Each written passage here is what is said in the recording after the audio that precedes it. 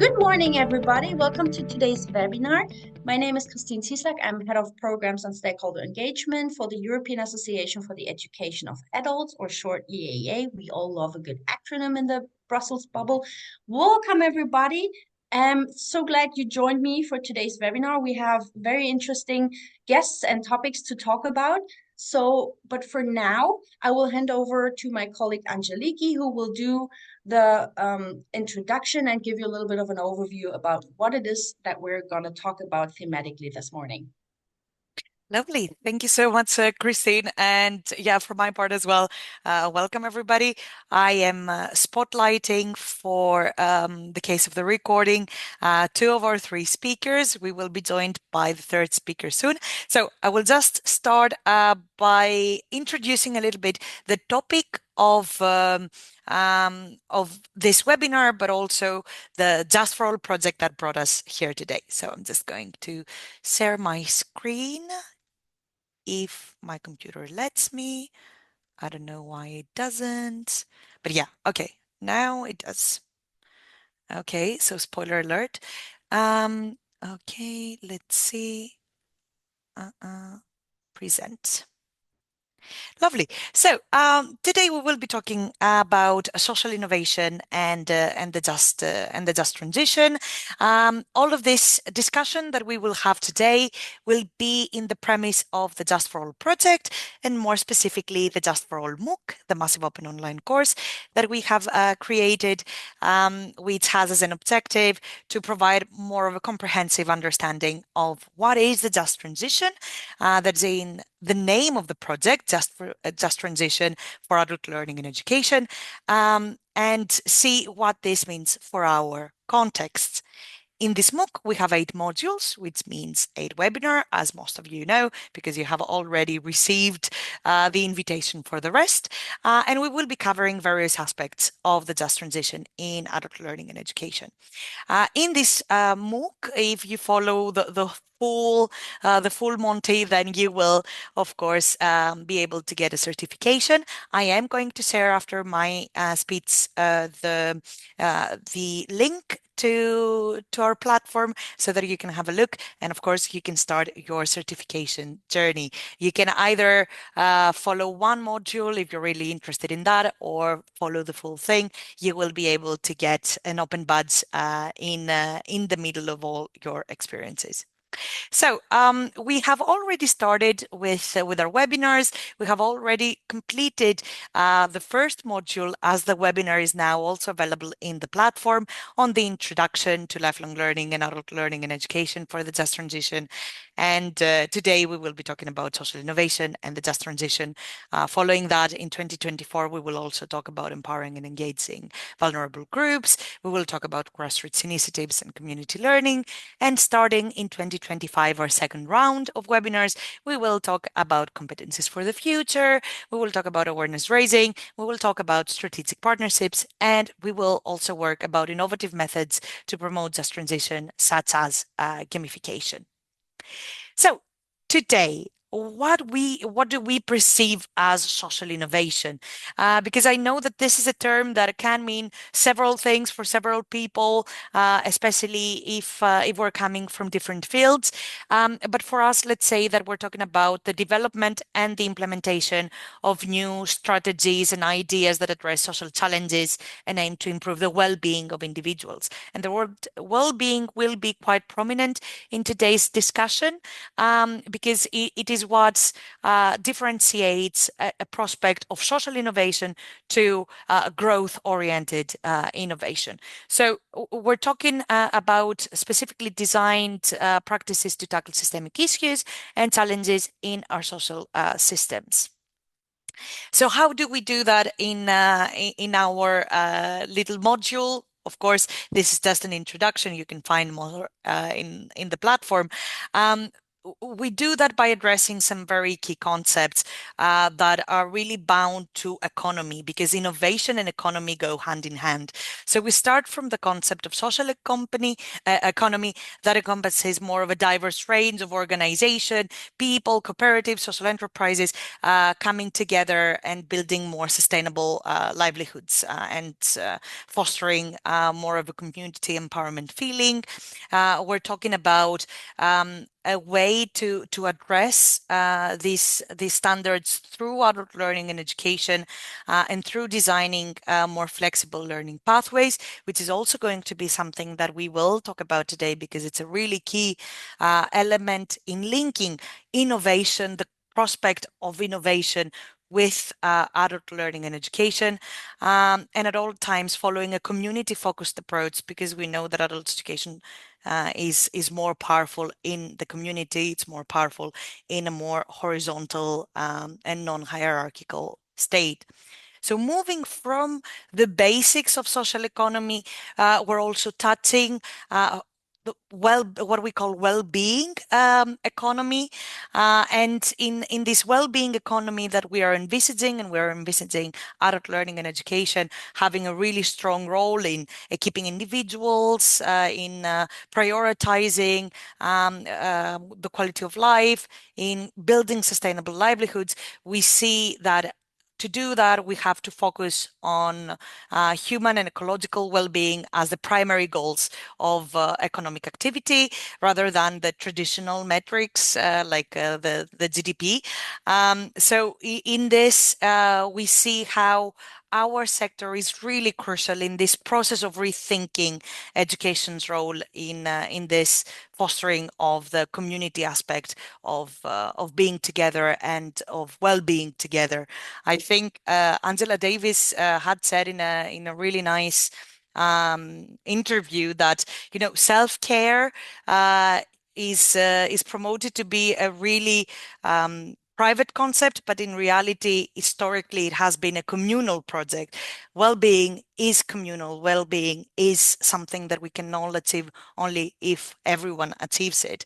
So moving to that and transcending and going a bit further from the concept of well-being economy, we have someone that will talk about this much better than I will do. We have Ida with us, but we found really important to discuss, when discussing innovation, the concept of growth and the concept of degrowth, and see where our educational practice and also our advocacy, let's say, drive is similar and goes hand in hand with the movement, the degrowth movement, that is an economic, social, and cultural movement. It's not only talking about the economy, that advocates for this deliberate reduction of economic activity and consumption to achieve environmental sustainability. So it's not, consuming differently, but consuming less, so that we can actually live our lives, learn, enjoy the see the joy and the power of learning. And we will see how that affects our well-being, but also affects our communities and the way we learn. And finishing up, just letting you know little bits here and there. We see that there is a significant impact of social innovation on the just transition, and we see this impact on how we are empowered as marginalized communities, or we empower through our privileged marginalized communities, how we foster community resilience, how we promote sustainable development, and how, of course, and most importantly, encourage civic participation, because we cannot have a just transition without talking about justice and without claiming justice. So with this talk about claim, we go to the policies for social innovation through adult education. And in this advocacy for key policy areas, we have to include inclusive access to education, integration of social innovation in the curricula, support for lifelong learning, collaboration and partnership. And of course, we need to have funding and resources for our sector. So all in all, raise awareness, build coalitions, engage with the community. These are the three pillars of our work. These are the three pillars that we are discussing and we will be discussing in this webinar. And we will be discussing that with three amazing people. We have Ida Pistotnik, co-founder and director of Policy Lab. You will hear more about her from Christine and from herself. Xanthia Aristidou, project manager at CARDET, and Marlies Elderenbosch, advisor and researcher at CINOP and Pale in the Netherlands, that you will also meet very, very soon. So I guess that's it for me. And I'm just going to stop sharing and drop in the chat some really important and interesting links for you. And we would be more than happy if you would join us in our training platform. You can also check our web page. Let's say it's hosted. It's not a website because it's hosted by our coordinators at Solidar. Maybe because this is the second webinar, but maybe you haven't followed the first webinar. I have to say that this is a project that is run not only by us at the EAA, who you have met, but it is coordinated by Solidar. I know that Hilmi is here. I saw him somewhere. So it's run by Solidar. We ourselves at the EAA, the European Association for the Education of Adults, and the International Council of Adult Education, ICAE, are also beneficiaries of this project. And with us, we have four wonderful affiliated entities. I am going to start from CARDET, that is also going to talk to us through Xanthia a bit from Cyprus. We have La Ligue de l'Enseignement from France. We have the ABF from Sweden. And of course, we have ANTAS from Ireland. So it's the cooperation, the social element has already started. But with that, I am going to give the floor back to Christine for the rest. Brilliant. Thank you very much. Angeliki, we I'm not sure if Marlies is there yet. Yeah, I think that we can start with Xanthia then, and then Okay, good. So you have heard like a big whoop of information right now. I'm just giving you a minute to digest things because now we want to hear from the experts and we want to listen a little bit what they have to say. So I hope you all well strapped into your chairs. You have your coffee because this is going to be quite interesting. I will give you a quick introduction of all of our three fabulous speakers, but I had to obviously scale down their vast experiences. So forgive me if I don't include everything, but they're very, very well qualified people. So let me start with Dr. Xanthia Aristidou. She's a senior researcher and project manager at CARDET, where she leads innovative projects that drive social change in adult education. Dr. Aristidou has deep experience in adult learning and has been actively involved in numerous Erasmus Plus projects. She has served as a part-time lecturer at the European University of Cyprus, contributing to teacher and adult education and training. So welcome. Good morning. Good morning, everyone. Thank you, Christine, for the introductions. Lovely to have you here. We also have Aida Pistotnik. She is the co-founder and director of Policy Lab, a think and act tank focused on the radical transformation of economies and societies through degrowth, a word that we have already heard. She co-organized Slovenia's first degrowth political school in 2022. And her research spans the common agricultural policy and its impact on land use, as well as redefining progress, financial systems, debt inequalities, and radical grassroots imagination. She has also explored donut economics as a model for a post-GDP Europe to contribute to Slovenia's degrowth community. Aida, also to you, a very well good morning. Lovely to have you here with us today. Thank you. Hi, everyone.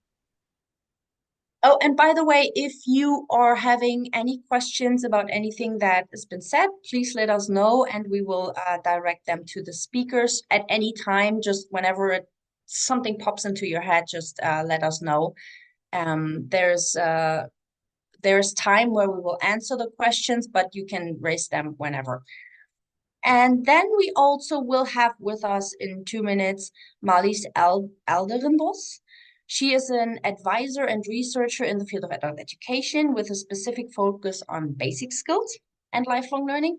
She works at CINOP Foundation, a social education organization focused on learning, training, and development. And Marlies is also the project coordinator of EPALE in the Netherlands. I will extend my welcome to her in a second. Everybody's pretty busy, and for her, it's one of these days where she has to hop from Zoom call to Zoom call. So we're very happy if she will join us in a minute. She's actually here She is here. already. Brilliant. I will make her co-host. And Marlies, okay, now you open your camera, so I should be able to spotlight you. Yes, you're spotlighted as well. Great. Good morning. Yes. Good Can I morning. already start? Oh, sorry. Oh, good. No. We just introduced everybody so that everybody is knowing who is who and why you're here. So if that's okay for everybody, I would love to direct my first question to Xanthia. Xanthia, hi. So just Hi. to kick things off, research and education and social innovation is critical for forming effective strategies. So how does your organization's research contribute to outstanding and scaling social innovations that support just transition? So could you share some insights from your affiliation with maybe the Just for All project? Yes. Hello again. Yes, I can respond to the question, then tell you a bit more about CARDET's work overall in education and just transition, and then move to the Just for All project. So mainly as an organization, we have a deep focus on areas related to just transition and focus specifically on green and just transition. And we also conduct various activities, policies, and initiatives related to lifelong learning, adult education, sustainable development, inclusive education, and community empowerment. So as an organization, we are evidence-based, meaning that we try to develop programs and all these initiatives through research and through rigorous data that are conducted through our projects and initiatives. So if I move to the Just for All project, within the working packages that we have to deliver, we have conducted some research on understanding and mapping the landscape of Cyprus in relation to green transition that focus specifically on vulnerable groups, meaning migrants, adults with low qualifications, and refugees. And we have also identified best practices and initiatives that support this just transition aim. So all this information is also uploaded on Solidar's website if you need further information. So as I said, these pillars of digital and green transition, we are central. So in our work, so for example, in a project that we are running, we have also facilitated this social and labor inclusion by adopting circular economy principles and repurposing second-hand digital devices for educational purposes. We also run other projects related to addressing challenges in innovation management education for agricultural vet providers and developing new paths and learning paths in agricultural using AI tools.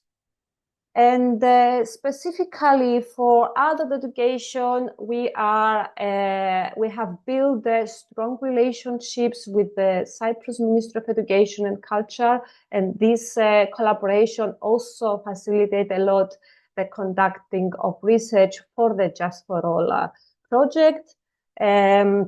We have developed strategies of the Republic of Cyprus, such as the lifelong learning strategy. Now we are developing the strategy for active citizenship and participatory governance, and also have this strong collaboration with government officials and the other CSOs in this field.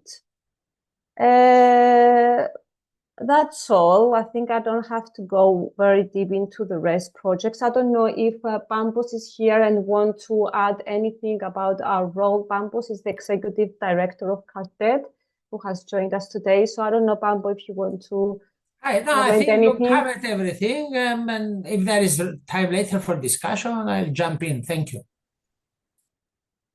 That's great. Thank you, Xanthia. Hello, Pambos. Good morning.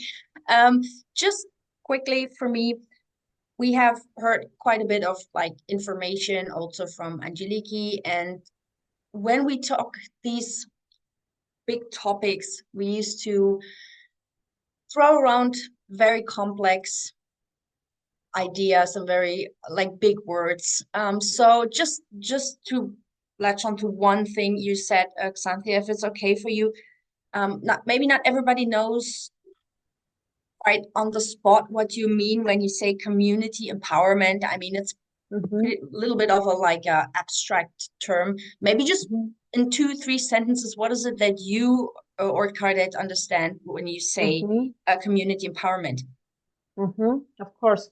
Yes. So when we conduct these projects, we try to work on a regional level and local level, because this is the way that we manage to engage people and also to recruit people to participate in the research. So one important collaboration that we have is with municipalities across Cyprus.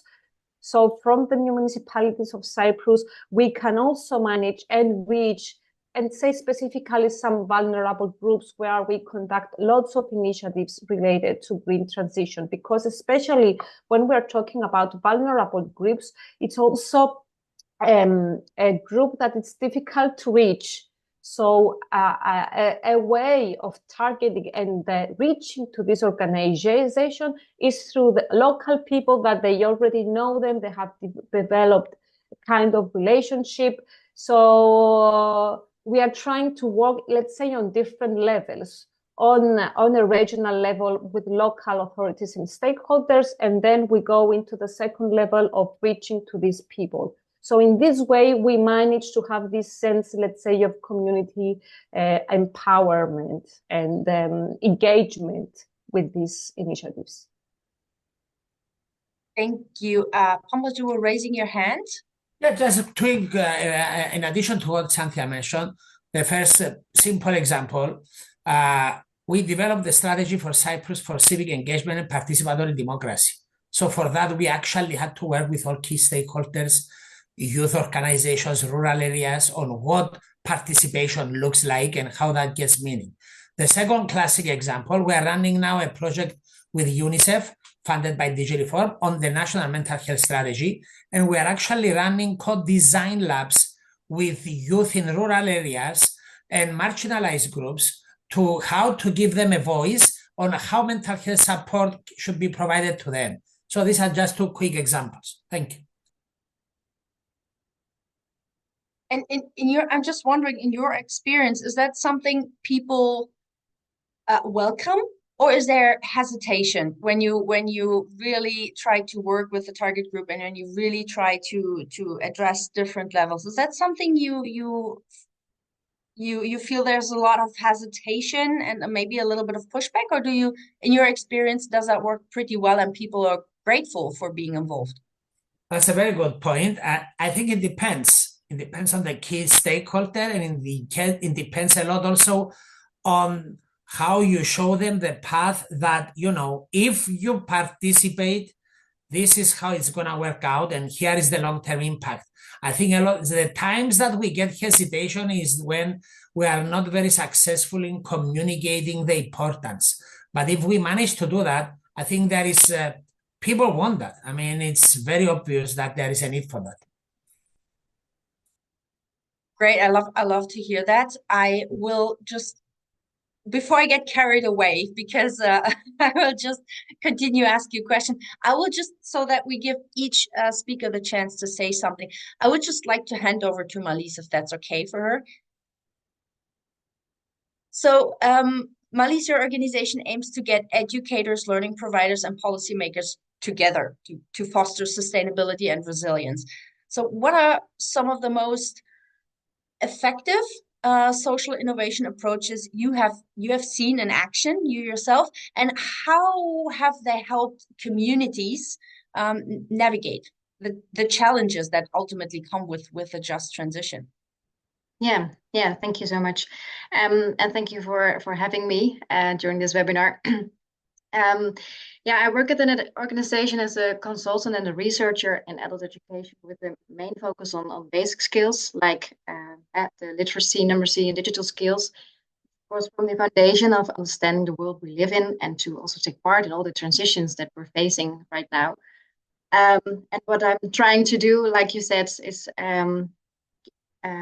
involving all the participants like policymakers and educators, but also the learner themselves, which we actually all are, of course, to get together and to really work together more like a community instead of policies makers saying, okay, you have to learn this and that, or you have to be more digitalized and you have to keep up with all the changes that we're dealing right now.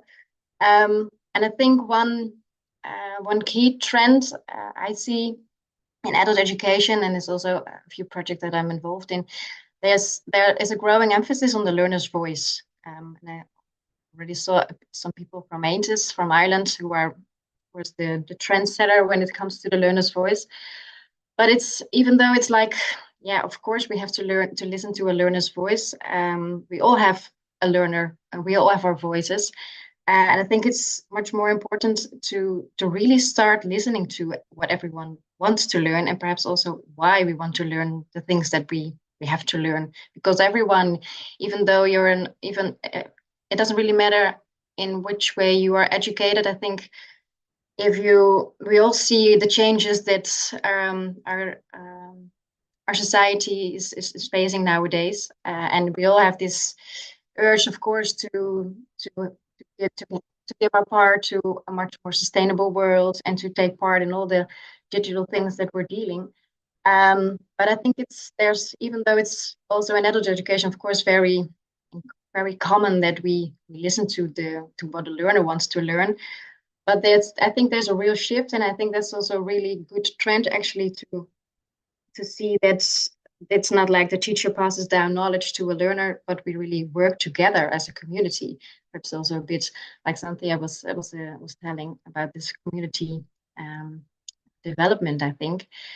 And also understanding, like I said, why we want to learn things, and in terms of all these changes that we're dealing like this, and it's also with the just transition, more like that we're kind of co-creators, I guess.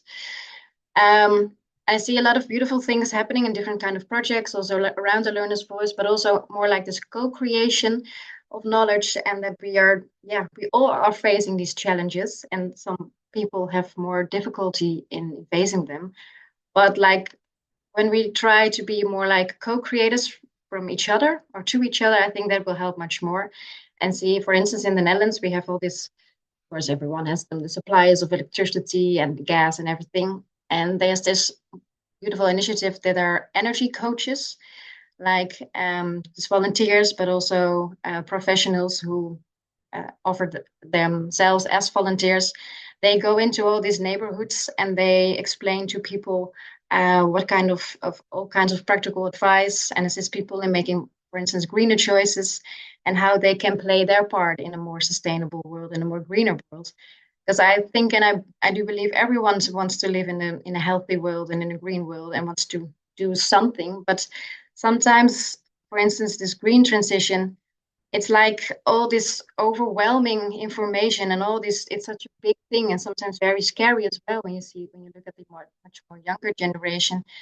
Yeah, you really want to do something, but you feel overwhelmed and feel like you're stuck. And I think everyone recognize this feeling, and it's also very recognizable when it's about the digital transition. And perhaps we should acknowledge a bit more as well that this is also a very emotional change, and it's kind of scary, and it's okay to find things scary. And yeah, I think that comes back to what I was saying earlier. Let's try to be a bit more co-creating, and acknowledge the fact that it is also emotional and change can be scary, and that's okay as well. And just to explain to each other and to work together on how to deal with these changes, and perhaps sometimes a bit more creative as well, because there's also this other beautiful example I've seen in the Netherlands. Theater company, which is called the Gouden Haas, the golden hair in English. And they have this kind of green clinic where you can have a conversation with the climate psychology. And there are a lot of toolkits, and it's kind of a funny way to deal with all your emotions. And it's very easy to access. And they go around all these neighborhoods and the cities in the Netherlands, and just to face these challenges with a bit of a smile. So also again with the more emotional kind of way, and more in a co-creative way. And I think is crucial in in dealing with all these changes, and to really face this just transition where we can attract everyone, because we all have to deal with sustainability and the digital transition, I guess.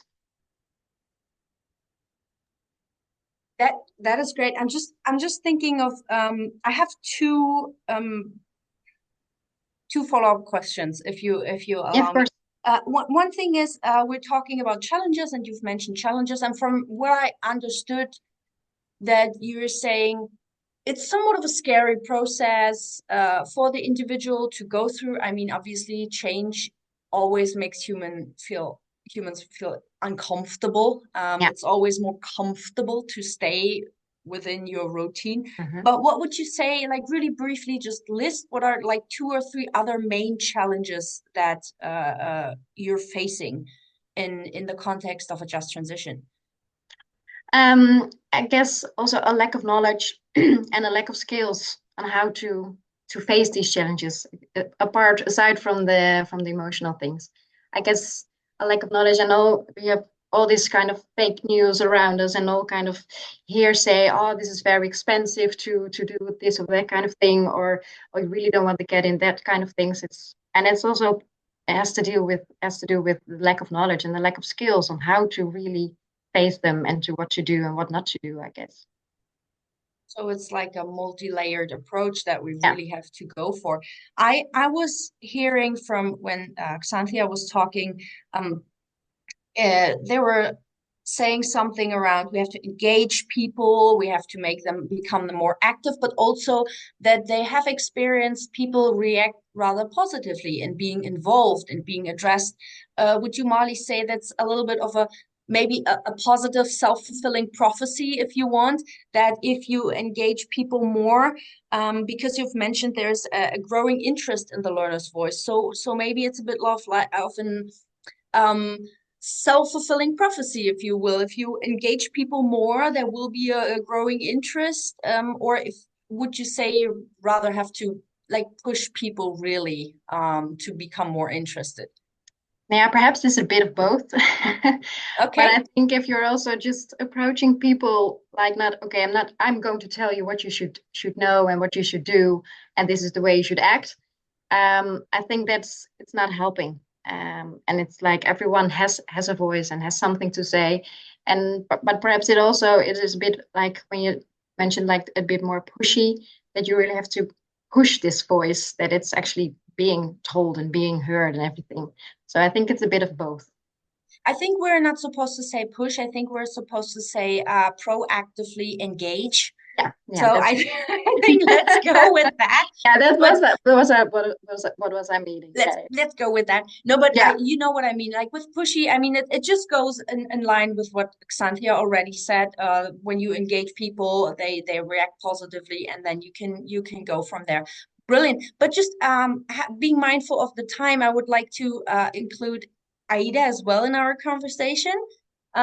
So Aida, hello also to you. You've been listening very well, but just to kick you off real quick. So degrowth that we have mentioned is one of your main areas of expertise, often challenges conventional ideas, obviously, about economic success and innovation.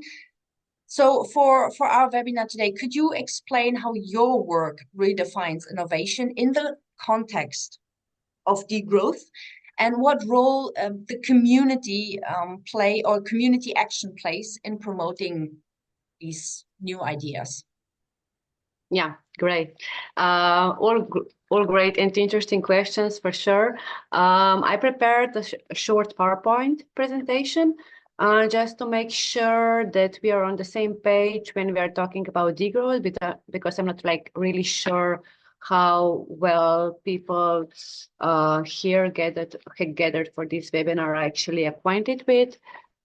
Just to give some basics, and then I will move on to the social innovation and so on, as you were already asking for that. So sharing my screen now. I hope you'll see it. Yeah, is it okay? Does it work? Okay, great. So yeah, let's. So I'll be talking actually about starting with my organization that I'm leading here, based in Slovenia. So we are focusing on degrowth, meaning that we are researching and educating on degrowth as such, with the goal of driving social and economic change. So through our work, actually, we strive to shift economic focus away from GDP as a main indicator of economic growth, as seen and understood as sole policy goal. So towards building a just, ecological, sustainable future. So basically, we challenge the failures of conventional politics, which offer contradictory and inadequate responses to sustainability and humanness. So one of our flagship initiatives within Policy Lab is the International Degrowth School, an innovative educational platform that designed to inspire critical thinking and equip participants with skills to advocate for degrowth. So what is degrowth? What is this, let's say, pretty novel concept? I like to refer it as an umbrella term, or even a mosaic of practices, theories, strategies, and so on. So firstly, it is a critique of the centrality of economic growth in the contemporary societies. And it also embraces various alternatives for ecological sustainability and social justice. However, there also exist a lot of misconceptions about degrowth as such. So just to name a few, so that it strives, for instance, for negative economic growth, or it equals austerity, or that it calls for pre-modern living conditions, or that actually questions any growth, like even like when babies or plants are growing, for instance. So degrowth. So what is degrowth? So it is a planned, democratic, and equitable reduction of access to resources and energy use that leads to well-being for all within ecological limits. So how this, of course, this is now a theory. I should also maybe highlight here that there is no one definition about degrowth, but there are more definitions. I just think this is somehow one that is the most used and somehow the most general or universal, I would say. But yeah, when we are thinking about degrowth, like as a practice or a policy proposal, so obviously it's unlike individual corporate efforts, which fall short. So the degrowth here requires a systematic change. Change that actually advocates for instance, reducing the sectors such as fossil fuels and fast fashion. Or it's calling for improvement of public services and introducing, for instance, job guarantees. And on the other hand, least but not last for sure, so shorter working weeks to promote community engagement and personal well-being. So not maybe just to show that there is already a lot written about degrowth. These are just the recent book of the, I don't know, like 10 years. So this academic base actually supports degrowth. That supports degrowth has grown rapidly.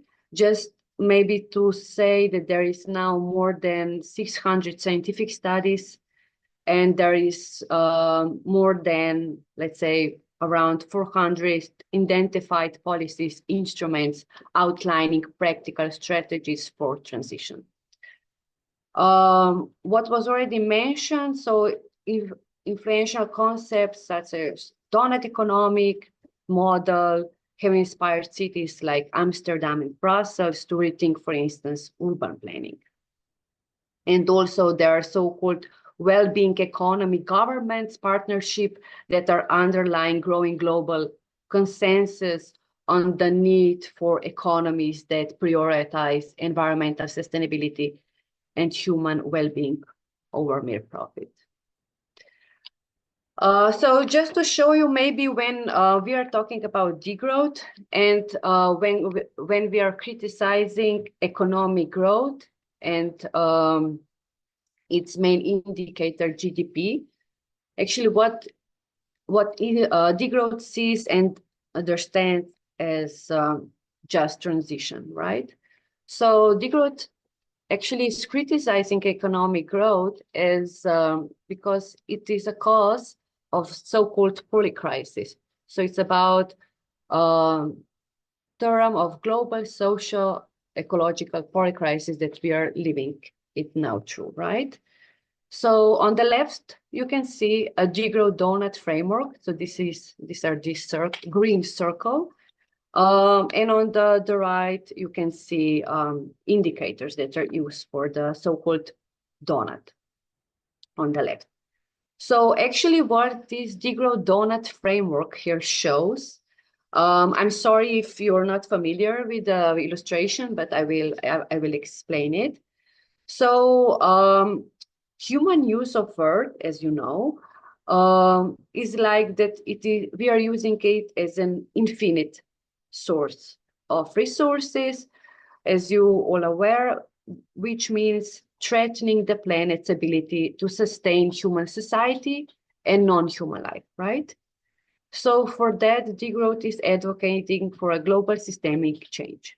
So the donut here represents the progressive but care, safe, and just operating space for humanity. And this operating space for humanity is a green circle here. So donut is actually a conceptual and analytical tool that highlights key biophysical, social, and cultural aspects of transitioning to a safe and just operating space and remaining within it. So this donut here represents, for instance, the country Belgium, but the organization that did that calculations, actually all the countries of EU exist there. So actually the overshooting, what is the red here, overshooting of the boundary means crossing the ceiling of material processing and ecological carrying capacity. So this is on the outside of the green circle. And within the green circle, we can see in red falling short of threshold means falling to meet foundational aspiration in democracy, human well-being, and ecosystem restoration. So if we are thinking from the perspective of donut, good human life is now unlikely without reaching all these thresholds. I'm not sure because I don't see the clock how many minutes do I have, but just to you still have time, don't worry. Okay, great, thank you. So actually the donut here is ready-made with all the 33 indicators to help advise policy strategies at the national level. So countries here can see how they can compare to their peers, and the world's nations can target problem areas that are highlighted here in red, while learning to build off their own strengths and the strengths of others. So degrowth transition is not possible without everyone's participation, because it will not be carried out successfully unless every nation resides safely inside the donut, so the green circle. So this is shortly how actually degrowth sees the so-called three broad segments of biophysical, cultural, and socioeconomic system thinking when we are thinking about sustainable future as such. So as mentioned, the donut here is used as a tool and also as a conceptual mechanism to rethink where we have gaps and where we are good at, so we can also share this with the others. So to move on to redefining innovation, how it's taught through degrowth. So as it was mentioned, Policy Lab organized now already like 2 degrowth schools. So this, when we are thinking about innovation, so conventionally innovation often prioritizes profit and growth, but degrowth redefines innovation by centering ecological sustainability, community well-being, and social justice. So when we are having, when we are thinking about degrowth school, so it's an educational platform for transformation. This is our idea in response to polycrisis driven by growth-centric policies. So degrowth school here proposes reimagining of non-formal adult education. Adult education and civil spaces, we know now, often lack the structures needed to foster active citizenship, critical thinking, and political agency. So the school is not fixed institution, but a pedagogical concept designed to foster critical consensusness and empower citizens as active agents of social ecological transformation, so as an agent of change. What are the key concepts of the degrowth school? So we are here mostly thinking about emancipatory transformation, building alliances, and interdisciplinary approaches. So what lies behind the pedagogy of emancipatory transformation is mostly about rejecting passive knowledge transfer. So it is more in favor of active participatory learning. It actually also connects individual issues to larger systemic dynamics. When we are thinking about building alliances, so we are all aware nowadays that the challenges of today require broad alliances across civil society, policymakers, academia, and local communities. So aim here is to build and sustain alliances across diverse sectors and disciplines. So in these terms, the school is somehow an incubator for these alliances. And when we are thinking about interdisciplinary approach, it integrates, so the school integrates perspectives from environmental justice, social rights, new economic thinking, basically creating rich and collaborative learning environment. So just when we are referring to program, it combines different formats from workshops, discussions, keynote lecture, strategic exercises, and also convivial outdoor activities. And maybe just to with my last slide, I would like to finish. Maybe people who are here at the webinar are also interested in the, as the topic is just green transition, also here. Policy Lab is also taking part in the Horizon Europe project. It's a research project called Green Pets. The aim of the project is actually to come up with the Green Pets Hub as a knowledge platform for all those that are interested in just green transition. So I would just like to kindly invite you to visit the website, the Green Pets Hub, maybe for more information, and please do follow. So that's all from my side for now. So I'm closing my PowerPoint. Yeah. Thank you, Aida, for this. That was quite a bit to take in a good way. I'm just trying to, like, for people who maybe have joined us today who do not have like a very extensive background in education or economics and or both, would you agree, Aida, that GDP as a model to measure success of an organization, of a country, like in layman's terms, is hard numbers, higher, faster, bigger? Whereas maybe when we look at the degrowth or the donut model, then it's more like, but what is the essence of it? Like, how does that make the people and the planet feel? Would that be a fair breaking down of two very complex models? I mean, mostly problem with the GDP, and that also, I mean, economists agree on that point anyways.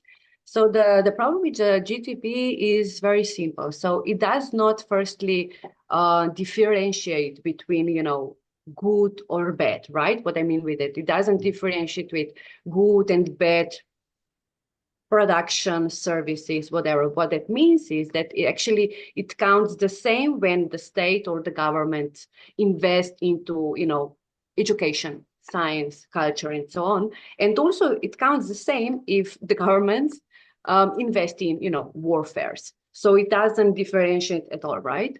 And on the other hand, it's also, you know, also, on the other hand, it's important what GDP as such, as an indicator that was actually built and established after the Second World War, was not actually meant to be for what we are using it nowadays. So it wasn't meant to be a concept or even a cultural paradigm that, you know, would, you know, equals social progress or development as such. So, and it doesn't, it's also interesting to notice what actually does not measure, right? So it does not measure care work. It doesn't measure, you know, household work. For instance, in Slovenia, I don't know how it is elsewhere, but it's easy for Slovenia. For instance, volunteer work is very spread here, right? Is it like for firefighters or, you know, for humanitarian organization and so on, right?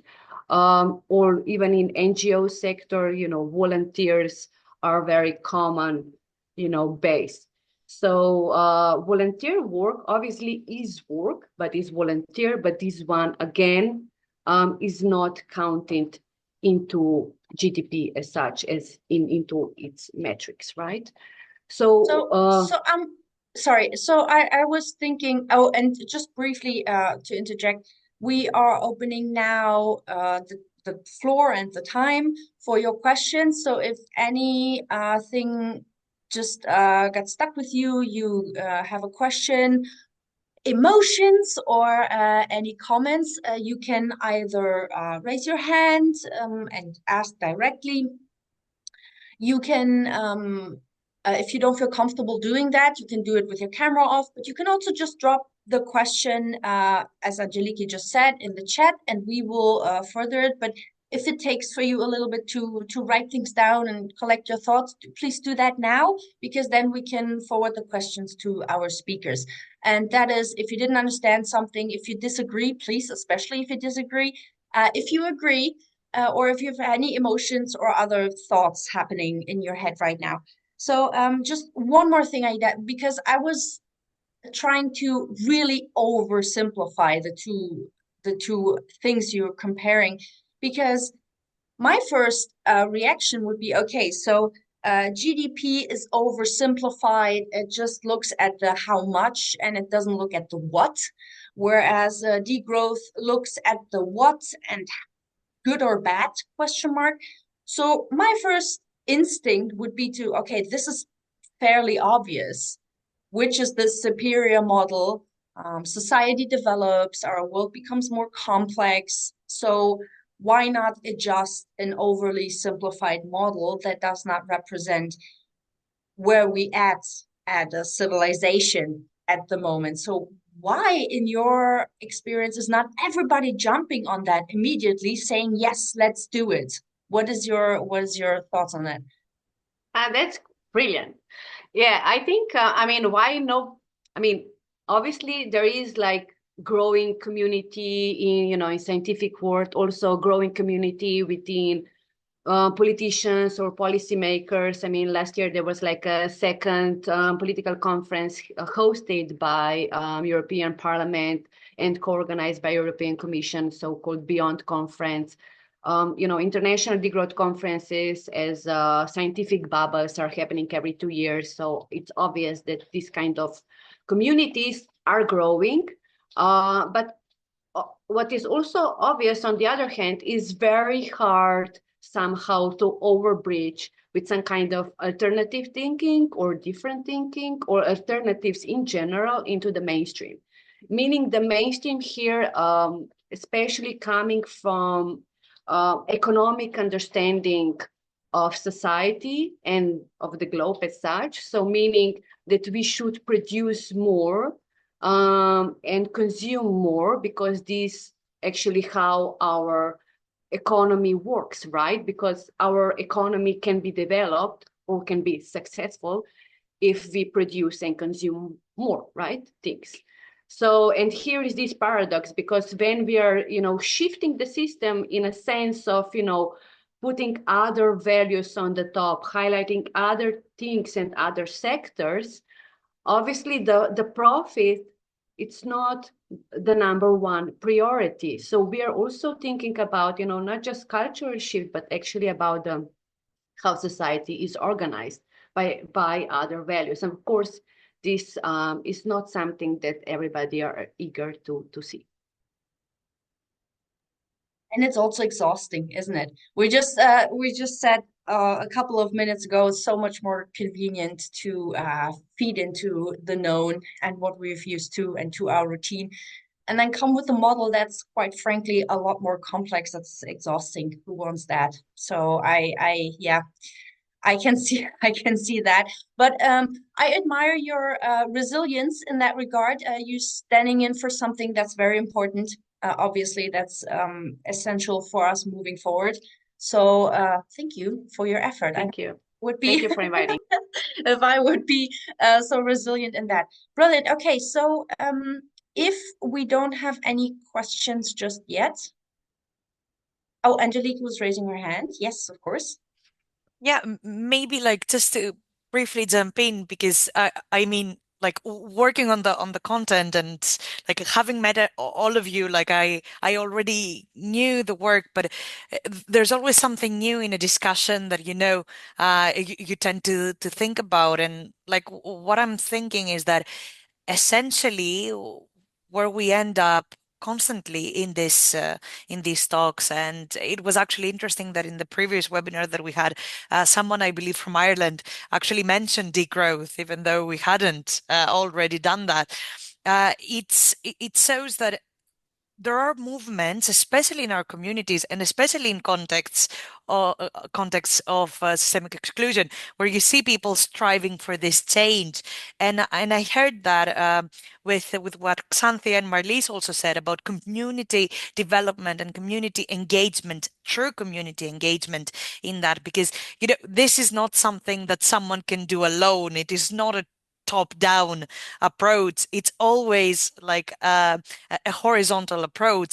So like in my head, it's again like solidifies this claim that we have to do it all together. And I definitely believe that the adult education sector is the way to start it moving, because we have this outlet, we have this platform towards the people. We are made by the people. Most adult learning organizations are have begun from the community. So it's really important that we get to be aware about these concepts and to get brought together and follow like this network with each other. Let's say, yeah. Yeah, and that is actually something I would love to jump on and just hand back to Xanthia for a second, if that's okay for you. So, we were talking about community a lot, and you've already told us that you found it very encouraging to actually address and involve people and exchange with them. And for everybody who has their webinar bingo cards present, now is the time, because we're going to talk about breaking silos. So there will be a lot of keyword flying around. But Xanthia, real quick, what strategies did you find most successful in building partnerships and then eventually mobilizing all the different stakeholders together to initiate just transition? Okay, I will respond to the question, but because Pampos is also here, I would like him to contribute. So I think that Pampos, you have officially been volunteered just now to also add to the discussion.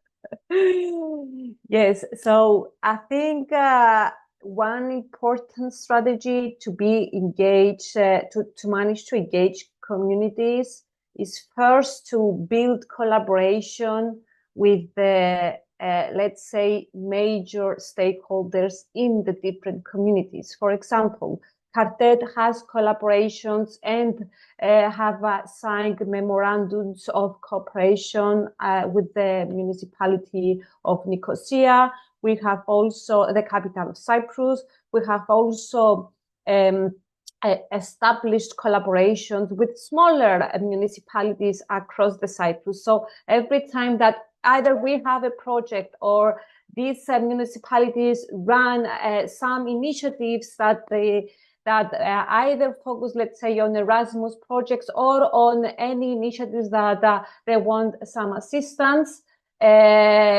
We have this direct contact and conversation because, okay, Cyprus is a small country, but I think this also applies into bigger countries that are organized in different local regions.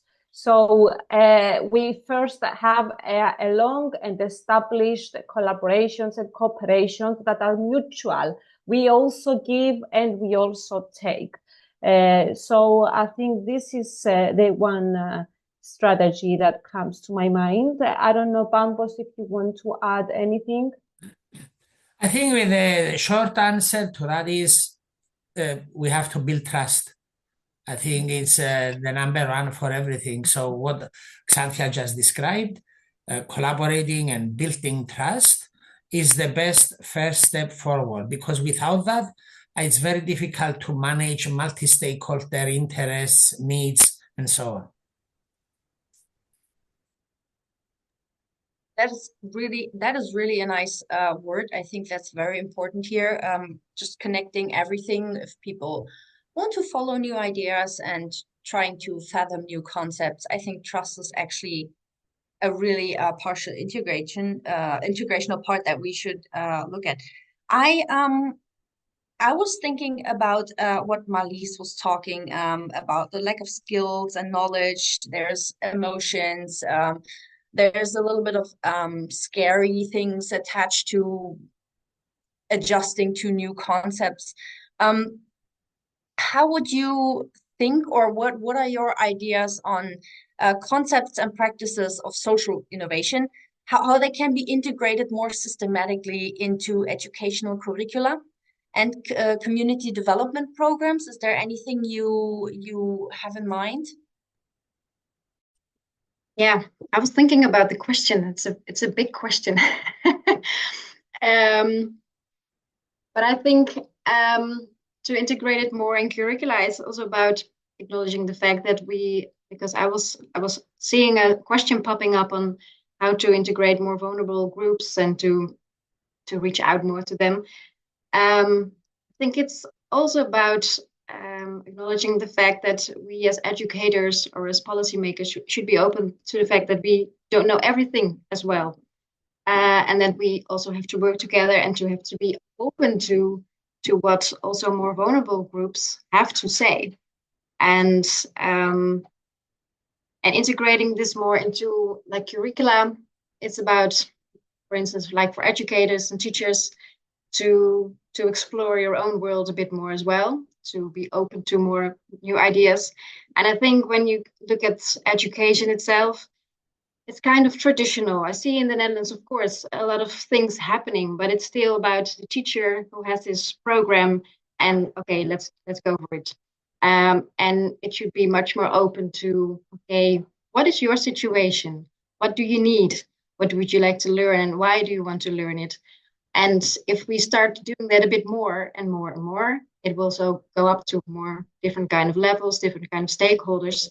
And that then we can really start listening to each other and build that kind of trust. And like Pambos was saying, there's also part of this integrating in more like in curricula and trusting the learner as well to be able to, with the help of a teacher or an educator, to tell what he or she wants to learn and to trust the process is as well, not always to hold on to the things that you know already. Trust the process and be open to change. Thank you, Marlies. And with that, I will bring in the question from the audience. So we have a question from Esther saying, why do you think adult learning and education is not successful enough in reaching out the most vulnerable and marginal groups of adults? Is it because A is not addressing crucial problems in nowadays society, or not in the right way, or both, or else?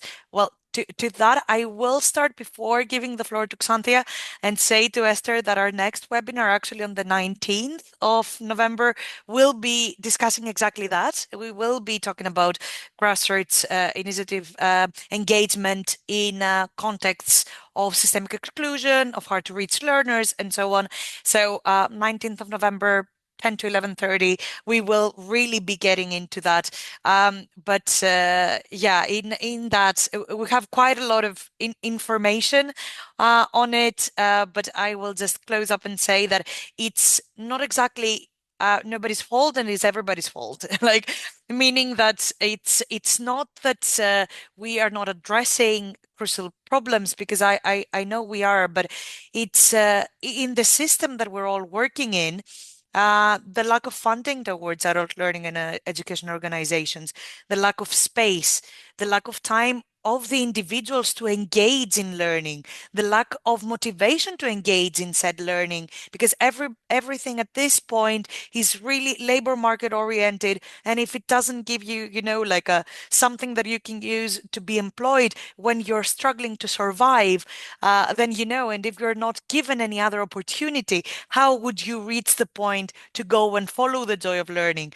So there are many, many systemic elements that add to this, like not being successful enough. But even taking under consideration how difficult it is actually to be engaged at this time and space, how many people we actually have, this is a huge win. And sometimes we don't see it. We still have a lot of work to do, but I think that the people are rising, let's say, in their time and in their space.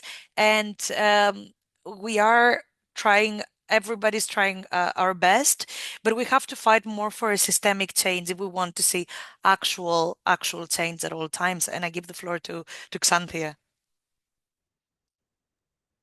Yes, thank you, Angeliki.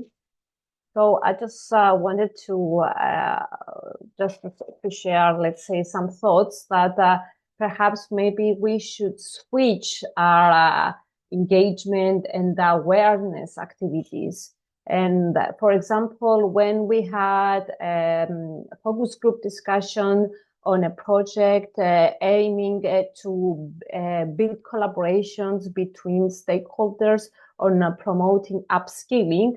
A major problem that stakeholders were involved that was expressed by them was that while we run lots of programs and initiatives that focus specifically on adults with low qualifications, we have run some campaigns using the media, using big banners on the streets, and all these programs were free of charge, inviting adults with low qualifications to come and participate. Still, the participation rate was low because people maybe lack of trust to attend these training seminars, and they maybe sometimes they don't believe that it is actually free. So a strategy that was proposed in these discussions was that we need to have people in the communities that have direct communication with these people to act as ambassadors for these programs.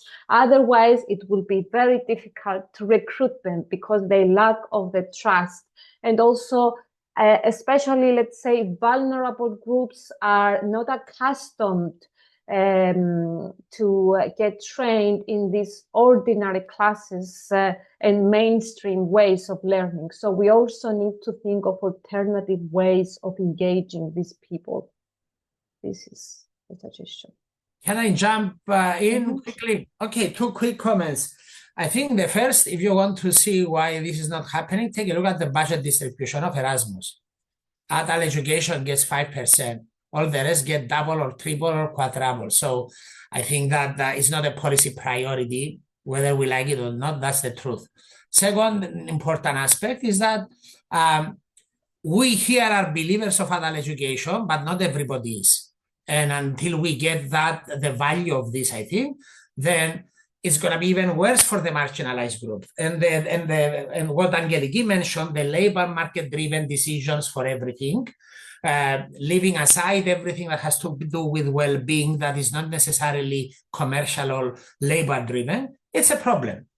And the last thing, marginalized groups, unfortunately, even in formal schooling, schools are not designed for them. I mean, education systems are not designed, unfortunately, for the marginalized. They're actually designed for the factory model, and then we're coming after the fact, trying to force and find little windows we can throw a bit here and there and say we're helping the marginalized. So I think these are the big challenges. I stop here. Thank you. No, I mean, you're absolutely right, and I love the passion.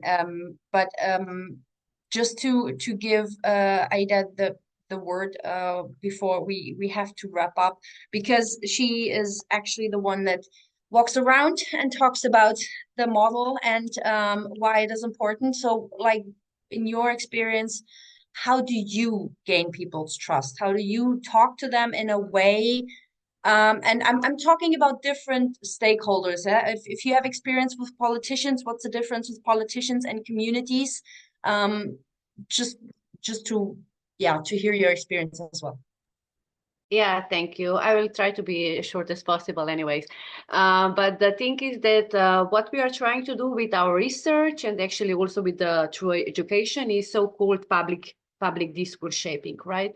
And public discourse shaping actually means like to influence all sorts of, public spheres, obviously also political one, but also, civil societies, not just NGOs, but much more broader, journalists, editors, so media, I would say, trade unions, obviously also educators as multipliers, right?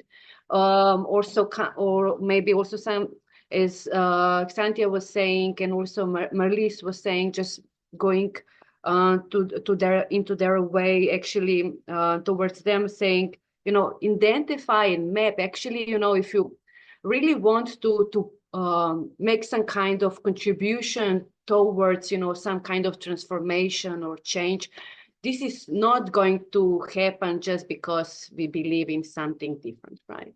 It really needs to be, planned. You really need to work on it, meaning like identifying, mapping stakeholders, actors, who actually can have what kind of role, what is their role in society, or, are they having some kind of multiplier effect or some kind of other means of influencing the discourses. This could be like scientific, academic, as I said, like public in general terms. That's why we're also translating books, inviting people to write for journals on, from their own perspective about degrowth, about, housing crisis, or about, climate crisis and so on. So, the people that are coming from different fields, but are trying to rethink about the concept, about the idea of degrowth, or as a policy proposal, how they seen it, as the expert, but yeah, through the lens of degrowth, I would say. So definitely it's not just about how we measure things or how should we measure things, especially in terms of progress, but also, much more broader. What I couldn't fit in your introduction anymore, because you're all doing so much, is that you are actually translating a lot of materials that is there. You're using things that have been developed. And I think this is also very important, that we use the voice of the people that we try to address. And for that, we don't necessarily have to reinvent the wheel every day anew, but we can use the things that are already there in order to cater to people's needs, and how they have already phrased the needs that they're having. So that is an absolute fantastic approach. And I think this is why you're so successful in that. I am ever so sorry, but I have to be very, very obnoxious now, because we are coming to an end and I have to dwell on the time. So, Angeliki, just jump in if I forget something, but I would like to invite everybody to have a look at all the links provided, read through the documents, follow the webinar and follow the lessons. And if you have any questions, please get in touch. Please raise your questions and your thoughts. Share materials, because we just said that we don't have to reinvent the wheel. Let the speakers know if there's anything you want to contribute, you haven't understood, or you have felt particularly strong. The next webinar will be on the 19th of November, 10 to 11:30 CET, Central European Time. And one tiny thing, I have put in here the link to our training platform for two reasons.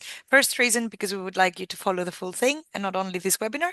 But second reason is that our experts will be part of this training platform. And if you think of any questions that you didn't have the time to post today, once you have the information from the additional material that we will share with you, if you have new questions or anything, under the webinar field of our course, there is a forum directly under the video where you can pose all the questions, and our experts will be having a look at that for the following months. So whenever you have an idea, you can just pop it in there and we'll see it and we will reply to you. Perfect. So the only thing that's for me to still do, thank our lovely speakers. Thank you very much, Xanthia, Aida, and Malis for your insights, and Pampos for volunteering to contribute to the discussion. Thank you. It was lovely having you here. And also a big thank you to everybody who was listening and stayed until the end. For us, it's very important to talk to everybody, talk to the learners, and we really appreciate that you're interested in the topic and joined us today. We know you're all very busy. Thank you to the Netherlands. And where are you? Where's everybody sitting right now? Aida, where are you sitting? Ljubljana, Slovenia. Okay, so thank you to Ljubljana and also to Greece. Or are you sitting in Cyprus, Xanthia? Cyprus. Cyprus. Okay, then all the best to Cyprus, the Netherlands, and Ljubljana, and I'll see you hopefully soon at the next webinar. Have a good day. Thank Bye. Bye. Thank you, everybody. Thank you so much.